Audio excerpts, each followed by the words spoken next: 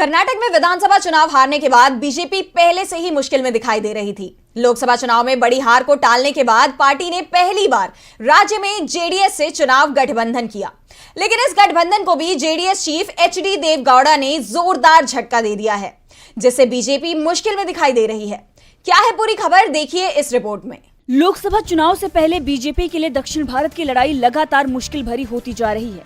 हाल में ही तेलंगाना में बीजेपी को करारी हार मिली है, तो कर्नाटक पहले से ही उसके हाथ से निकल चुका है। बाकी के राज्य आंध्र प्रदेश, तमिलनाडु और केरल में पार्टी पहले से ही कमजोर है। ऐसे में बड़े नुकसान से बचने के लिए बीजेपी ने इस बार कर्नाटक में जेडीएस के साथ हाथ मिलाया। उम्मीद थी कि पूर्व पीएम एचडी देवेगौड़ा की लोकप्रियता का पार्टी को कुछ फायदा मिलेगा, लेकिन देवेगौड़ा ने बीजेपी को करारा झटका दे दिया है।